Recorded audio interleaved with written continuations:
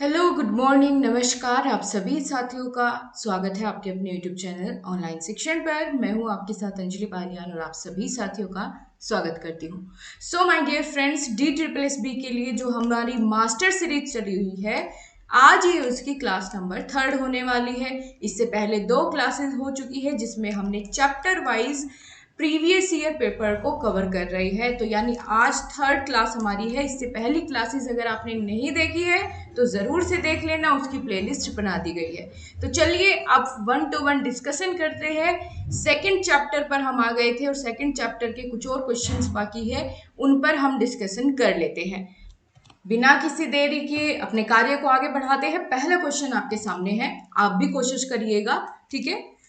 किशोर अवस्था के वैज्ञानिक अध्ययन का जनक किसे वर्णित किया गया है? यानी किशोर अवस्था, एडोलेसेंस के फादर ऑफ एडोलेसेंस या फिर साइंटिफिक स्टडी ऑफ एडोलेसेंस के फादर किसे कहा जाता है? ऑप्शन नंबर ए अरस्तु, या फिर लेटा होलिंगवर्थ, या जी स्टेनली हॉल, या फिर मार्गरेट मेड। जल्दी से बता दीजिए, बड़ा आसान सा क्वेश्चन है क्योंकि इसके बारे में तो जरूर आप सभी ने सुना होगा। भाई, सबसे ज्यादा किशोर अवस्था पर फोकस कौन से मनोवैज्ञानिक का रहा था? तो आप जानते हैं स्टेनले हॉल का सबसे ज्यादा क्या रहा था? फोकस रहा था इस पर। क्यों? क्योंकि आपको ये परिभाषा तो जरूर याद होगी कि किशोर अवस्था आंधी एवं तूफान की अवस्था है। आया कुछ याद है ना? बिल्कुल, संघर्ष, तनाव और विरोध की अवस्था है। तो किसने बताया था? स्टेनली हॉल ने ही तो बताया था। सबसे ज्यादा अध्ययन इन्होंने ही किशोरावस्था का किया, तो इनको ही माना जाता है, ठीक है, किशोर अवस्था के वैज्ञानिक अध्ययन का जनक। आई होप आपको समझ आया होगा ये क्वेश्चन। आगे बढ़ते हैं, 2022 में ही पूछा गया प्रश्न था। अगले क्वेश्चन में पूछा गया है, निम्नलिखित में से कौन सी गतिविधि सकल गतिक मोटर विकास को बढ़ावा देती है? सकल गतिक मोटर से क्या मतलब है? इसका मतलब है दोस्तों ग्रोस मोटर डेवलपमेंट। क्या हो जाएगा? Gross motor development. यानी जितनी भी आपकी बड़ी बड़ी मांसपेशियां हैं, हाथ, आपकी भुजाएं, पैर, ठीक है, इनका जब इस्तेमाल करते हैं आप कूदने में, खेलने में, दौड़ने भागने में, तो तब आप कौन सी अपनी जो स्किल्स हैं उनका प्रयोग करते हैं? ग्रोस मोटर स्किल्स का प्रयोग करते हैं। तो बताइए अब इसमें से कौन सा ऑप्शन हो जाएगा? कौन सी बढ़ावा देने वाली है ग्रोस मोटर विकास को, डेवलपमेंट को? ऑप्शन नंबर ए दौड़ने वाले खेल, वाद विवाद और चर्चा, या पेड़ पर चढ़ना। जल्दी से बताइए क्या होगा आपके अनुसार इसका सही जवाब? बहुत बढ़िया। क्या पहला दूसरा, या दूसरा तीसरा, या फिर तीनों? बिल्कुल सही जवाब उनका है जिन्होंने यहाँ पर सोचा है ऑप्शन नंबर 1 और 3, ठीक है। क्योंकि दौड़ने भागने में, पेड़ पर चढ़ने उतरने में हमारी कौन सी मांसपेशियों का इस्तेमाल होता है? तो जाहिर सी बात है हमारी जो ग्रोस मोटर जो हमारी मांसपेशियां है, या फिर जिनको हम कहते हैं सकल गतिक मोटर या सकल गतिक विकास को बढ़ावा देने वाले जो जितने भी ये इस तरह के खेल होते हैं, दौड़ने भागने वाले, उछल कूद, टहलना, क्रिकेट खेलना, नृत्य कक्षा में शामिल होना, है ना, कूदना, इन सभी दैनिक कार्यों से क्या होता है? सकल मोटर जो विकास है उसको बढ़ावा मिलता है, ना कि वाद विवाद और चर्चा से, ठीक है। बिल्कुल, तो यहाँ पर ऑप्शन नंबर 1 और 3 यानी ऑप्शन नंबर सी एकदम सही हो जाएगा। चलिए आगे बढ़ जाते हैं अगले क्वेश्चन की ओर। आई होप आपको क्लियर हो गया होगा। ये भी 2022 में ही पूछा गया था। नेक्स्ट क्वेश्चन में पूछा है, निम्नलिखित में से कौन सा सुव्यवस्थित विकास के अंतर्गत आता है? ऑप्शन नंबर ए उत्साह बढ़ाने के लिए दौड़ना, कूदना और रस्सी कूदना, या फिर शरीर के सभी अंगों को समान मात्रा में व्यायाम करना, या आयु के अनुसार गतिविधि करना, या फिर जेंडर के अनुसार शारीरिक गतिविधि करना। अब इस क्वेश्चन में पूछा क्या है, अगर आप ध्यान से समझोगे तभी आप इसका आंसर लगा पाओगे। देखो, इसमें पूछा है कि इनमें से कौन सा हार्मोनियस डेवलपमेंट के अंदर आता है, ठीक है। हार्मोनियस डेवलपमेंट के अंदर इनमें से कौन सा आएगा? इन चारों में से हार्मोनियस डेवलपमेंट का मतलब भी अगर इसको और इजी हम करना चाहे तो हो जाएगा ऑल राउंड डेवलपमेंट, ठीक है। बच्चे का ऑल राउंड डेवलपमेंट इनमें से कौन सी गतिविधि से होएगा? आप ही बताइए, ठीक है। खाली दौड़ना, कूदना और रस्सी कूदना से हो जाएगा क्या ऑल राउंड डेवलपमेंट? नहीं होगा। शरीर के सभी अंगों को समान मात्रा में व्यायाम करना, ठीक है। Exercise to all parts of the body in equal measure. हो सकता है क्योंकि सभी शरीर के अंगों को प्रॉपर जो है उनकी एक्सरसाइज हो रही है, तो जाहिर सी बात है उनका ऑलराउंड डेवलपमेंट होगा, यानी सभी का विकास समान रूप से होगा। बाकी आगे देख लेते हैं, आयु के अनुसार शारीरिक गतिविधि करना, तो बिल्कुल नहीं, इससे थोड़ा ही नहीं सब इसको फर्क पड़ने वाला है। या जेंडर के अनुसार शारीरिक गतिविधि करना, जी नहीं। तो हमारा सबसे सटीक ऑप्शन यहाँ पर हमारा ऑप्शन नंबर बी है। चलिए आगे बढ़ जाते हैं। नेक्स्ट क्वेश्चन है, शिशु विकास में के बैली पैमाने में निम्नलिखित में से कौन सा युग्म सही सुमेलित है। जो बैली ने अपने पैमाने बताए थे शिशु विकास को लेकर के, उसमें से कौन सा सही सुमेलित दिया गया है ऑप्शन में। देखिए 12 महीने में क्या होता है, जो शिशु होता है वो अकेले चलने लगता है। क्या आप इस बात से सहमत है कि 12 माह या 1 साल का होते होते बच्चा खुद से चलने लगता है अकेले? तो मेरे ख्याल से आपको इसमें कोई दो राय नहीं होगी, है ना, बिल्कुल सहमति होगी। अगला ऑप्शन देख लो, 14 से 16 माह का जो बच्चा होता है वो एक पैर से सीढ़ियों से नीचे उतर जाता है ना, एक पैर पे खड़े होकर कूद कूद के।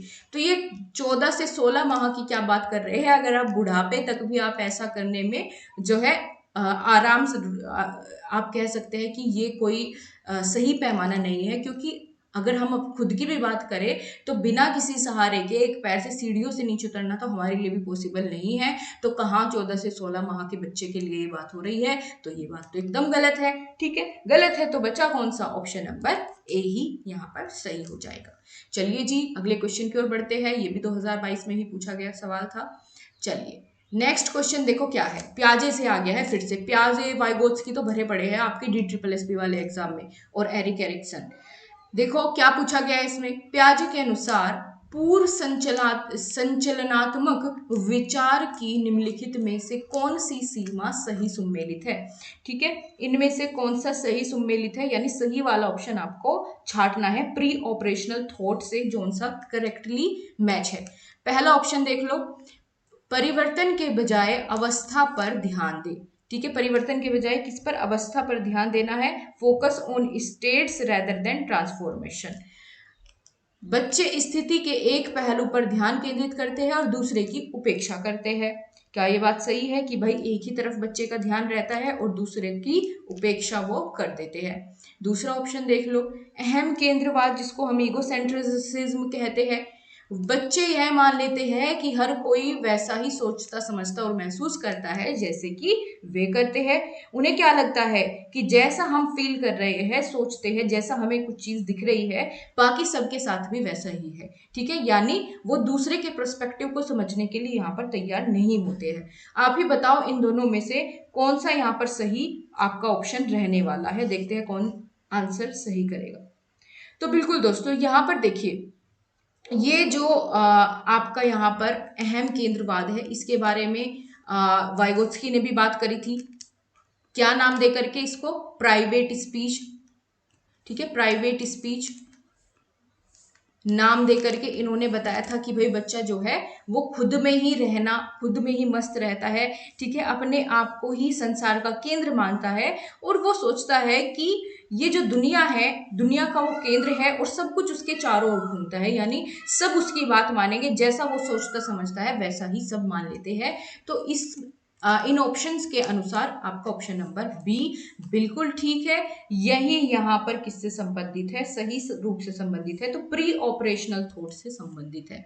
ठीक है, तो देख लो कौन से ऑप्शन में लिखा हुआ है, ये ऑप्शन नंबर डी से संबंधित है, तो बिल्कुल सही हो जाएगा। चलिए तो फिर आगे बढ़ जाते हैं अगले क्वेश्चन की ओर, क्वेश्चन नंबर 26। यहाँ पूछा गया है, संज्ञानात्मक विकास यानी कोग्निटिव डेवलपमेंट के संदर्भ में कौन सा उपागम अधिगम की मूल यांत्रिकी का अध्ययन करता है। यानी इनमें से कौन सा है जो बेसिक मैकेनिज्म ऑफ लर्निंग के अप्रोच के बारे में यहाँ पर सही सुमेलित है। या ऑप्शन देख लीजिए, साइकोमेट्रिक दृष्टिकोण या साइकोमेट्रिक अप्रोच इसको कह सकते हैं, व्यवहारवादी दृष्टिकोण जिसको बिहेवियरिस्ट अप्रोच कहते हैं। आप ही बताइए जो संज्ञानात्मक विकास यानी कोग्निटिव डेवलपमेंट को बढ़ावा देगा, इनमें से कौन सा अप्रोच है? व्यवहारवादी में क्या होता है भाई, चीजों को बार बार उसको रिपीट करा करा करके, है ना, बार बार उसको स्टिमुलस दे दे के रेस्पॉन्स लिया जाता है। तो इसमें तो उसका संज्ञानात्मक विकास यानी उसका दिमागी विकास के बारे में बात नहीं होती है ना, क्योंकि इसमें क्या होता है, बार बार चीजों को रिपीट करके सिखाया जाता है। तो बचा कौन सा? ऑप्शन नंबर ए, साइकोमेट्रिक दृष्टिकोण, या जिसको हम क्या कहते हैं, साइकोमेट्रिक अप्रोच। तो यही हमारा सही ऑप्शन हो जाएगा, ऑप्शन नंबर ए। चलिए फिर अगला क्वेश्चन देख लीजिए, क्वेश्चन नंबर 27। क्या पूछा है इसमें? मोटर विकास के संदर्भ में, देखो मोटर विकास के बारे में अभी बात करी ना, ग्रोस मोटर डेवलपमेंट वही वाली, उसके संदर्भ में निम्नलिखित में से कौन सा जोड़ा सही सुमेलित है, ये आपको बताना है। ऑप्शंस देख लो। पहला है आयु 6, अगर बच्चा 6 साल का है तो बच्चा उचित वजन परिवर्तन और चरण के साथ फेंक सकता है, कि बच्चा कुछ भी उचित वजन को उठा करके उसको चेंज करके फेंक भी सकता है ना। और आयु 7 का बच्चा बिना देखे एक पैर का संतुलन संभव हो जाता है, यानी बिना देखे एक पैर पर वो खड़ा हो जाएगा, अपना बैलेंस कर लेगा। ठीक है, तो बताइए आपके अकॉर्डिंग क्या इसमें सही रहने वाला है? जल्दी से आंसर आना चाहिए आपका। हाँ, तो देखो अगर हम बात करें 6 साल के बच्चे की, तो बिल्कुल वो अपने जितना वो वजन उठा सकता है उतना उचित वजन उठा के उसको फेंक सकता है, बिल्कुल सही बात है। और जब बच्चा 7 साल का हो जाएगा तो भाई वो बिल्कुल एक पैर पर बैलेंस करना सीख जाता है। ठीक है, ये पॉसिबल है कि वो बिना देखे विदाउट साइट वन लेग पर बैलेंस कर पाए, तो ये भी संभव है। तो यानी सही जवाब क्या हो जाएगा? ए और बी दोनों। चलो तो फिर बढ़िया बात है, दोनों हो जाएंगे। अगले क्वेश्चन की ओर बढ़ते हैं, ये भी 2022 में आया था। अब देखो जब आप प्रीवियस पेपर को लगाने लगोगे ना, तो आपको सीडीपी का लेवल इतना आसान लगेगा, आपको ऑटोमेटिकली आंसर क्लिक होने लगेगा कि ये इसका सही हो सकता है, इसका कॉम्बिनेशन तो इसके साथ सही जा रहा है। इसके लिए आपको रेगुलर क्लास लेनी पड़ेगी दोस्तों, बीच में मिस मत करिए, नहीं तो आपका बड़ा लॉस होगा। ठीक है, तो बिल्कुल इस सीरीज को हम कंटिन्यू रखेंगे। यदि आपका सपोर्ट ऐसे ही मिलता रहा, आप ज़्यादा से ज़्यादा लोगों को शेयर किया कीजिए, ताकि मुझे भी मोटिवेशन मिले आपके लिए समय निकालने का। चलिए फिर अगले क्वेश्चन को देख लेते हैं। मनोसामाजिक विकास के संदर्भ में निम्नलिखित में से कौन सा युग्म सही है? ठीक है, in the context of psychosocial development which of the following pair is correctly matched? Option number A, सामाजिकरण यानी सोशलाइजेशन वह प्रक्रिया है जिसके द्वारा बच्चे आदतें, कौशल, मान्यताएं और उद्देश्य विकसित करते हैं, जिससे वह समाज के जिम्मेदार तथा उत्पादक सदस्य बनते हैं। एकदम सही है भाई। सोशलाइजेशन होता क्या है? सोशलाइजेशन क्या है? सोशलाइजेशन एक वही प्रोसेस तो है जिसमें बच्चे का क्या किया जाता है, उसकी हैबिट्स को, उसके स्किल्स को, उसके वैल्यूज को, उसके मोटिव्स को डेवलप करते हैं, उसको एक रेस्पॉन्सिबल सिटीजन बनाते हैं कंट्री का। तो यही तो सही है, तो इसका मतलब पहला ऑप्शन तो बिल्कुल ठीक है। अगला देख लेते हैं, आंतरिकरण, जिसको कि हम कहते हैं इंटरनलाइजेशन, व्यापक पैमाने पर किसी स्थान या क्षेत्र में उद्योगों का विकास। तो देखो आपको ना इसको पढ़ के खुद ही समझ में आ जाएगा कि ये तो आंसर नहीं हो सकता भाई। उद्योग का विकास करके साइकोलॉजी में या पेडागोजी में जाना कहाँ है? तो ये तो इसका मतलब गलत है। तो फिर आंतरिकीकरण या फिर कह लीजिए इंटरनलाइजेशन का मतलब क्या है, उसको फिर समझ लेते हैं। जब ये नहीं है तो फिर क्या होगा? ठीक है, देखो इंटरनलाइजेशन का मतलब क्या होता है? Integration of attitude, values, standard and opinion of others into one's own identity और सेंस ऑफ सेल्फ। इसका मतलब क्या हुआ? इसका मतलब ये है कि दूसरे के विचारों को, है ना, दूसरे की वैल्यूज को, उसके स्टैंडर्ड ओपिनियंस को अपने आप में क्या कर लेना, उनको ढाल लेना। ठीक है, अपने में शामिल कर लेना ही आंतरिकरण होता है। ठीक है, बिल्कुल सही समझ गए। चलिए आगे बढ़ते हैं अगले क्वेश्चन की ओर। क्वेश्चन नंबर है आपका 29। किशोरों के बीच नैतिक विकास का अध्ययन करते हुए करोल गिलिगन ने नैतिक निर्णय में महिलाओं के उद्देश्यों पर ध्यान केंद्रित किया। उसने पाया कि पुरुष डैश पर अधिक भरोसा करते हैं, न्याय अभिविन्यास या देखभाल अभिविन्यास। इससे आप क्या समझते हैं अभी मैं आपको बताती हूँ कि जब कैरोल गिलिगन ने स्टडी करी थी मोरल डेवलपमेंट पर एडोलेसेंस स्टेज पर, ठीक है, तो उसने फोकस किया जब वो वुमेन्स पर उसने अपना स्टडी की, तो उसने पाया कि जो महिलाएं हैं वो अपना मोरल जजमेंट किस पर बेस्ड होकर लेती है, या तो जस्टिस ओरिएंटेशन पर या केयर ओरिएंटेशन पर, ठीक है। और पुरुष किस पर फोकस करते हैं, न्याय अभिविन्यास पर या देखभाल। तो मैं आपको इसको पूरा समझा देती हूँ कि इसमें क्या इनका कंक्लूजन निकला। जो कैरोल गिलिगन थी, इन्होंने जब अपना स्टडी करी तो इन्होंने पाया कि जब कोई भी मोरल जजमेंट लेते हैं या नैतिक निर्णय लेते हैं तो महिलाओं का जो ध्यान केंद्रित रहता है किस उद्देश्य पर रहता है। उन्होंने पाया कि जो महिलाएं हैं, ठीक है, वो नैतिक दुविधाओं में देखभाल के विचारों पर या देखभाल अभिविन्यास पर ज्यादा फोकस कर लेती है ना, उन पर ज्यादा भरोसा करती है। लेकिन जो पुरुष होते हैं, जो मैन होते हैं, वो न्याय अभिविन्यास पर फोकस करते हैं। न्याय अभिविन्यास से मतलब क्या है, इसका मतलब हो जाएगा जस्टिस ओरिएंटेशन, ठीक है, कि न्याय के मुद्दों पर ज्यादा फोकस करें कि न्याय मिलना चाहिए। लेकिन महिलाएं देखभाल अभिविन्यास पर ज्यादा फोकस कर लेती है। तो इसको ऐसे करके आप शॉर्ट में याद रख सकते हैं कि मैन को क्या चाहिए, जस्टिस चाहिए, न्याय चाहिए, और वुमेन को देखभाल। इस तरीके से आप इसको रिलेट भी कर सकते हैं। तो यानी यहाँ पर आपका सही जवाब क्या हो जाएगा, इसका सही जवाब हो जाएगा ऑप्शन नंबर बी, यानी केवल एक, ठीक है। इसमें यही पुरुषों वाला पूछा था कि उसने पाया कि पुरुष डैश पर अधिक भरोसा करते हैं, तो मैंने अभी बताया पुरुष किस पर करते हैं, न्याय अभिविन्यास पर, यानी ये वाला आपका सही जवाब है, ठीक है। चलिए आगे बढ़ते हैं, कोई कंफ्यूजन हो तो जरूर बताइएगा। ये रहा आपका नेक्स्ट क्वेश्चन, ये भी 2022 में पूछा गया है। कई मनोवैज्ञानिकों द्वारा समाजशास्त्र के अनुशासन में किशोर अवस्था की जांच की गई। निम्नलिखित में से कौन सा मनोवैज्ञानिक समाजशास्त्रीय सिद्धांत से संबंधित नहीं है।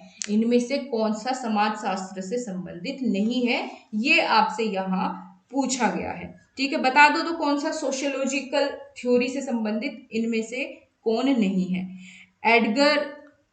एडगर फ्रीडेनबेंग, या फिर एलिसन डेविस, या फिर कुर्ट लेविन, है ना, कुर्ट लेविन भी इसको कहते हैं, या फिर ग्लेन एल्डर। जल्दी से बता दो फटाफट क्या हो जाएगा आपके अकॉर्डिंग इसका सही जवाब।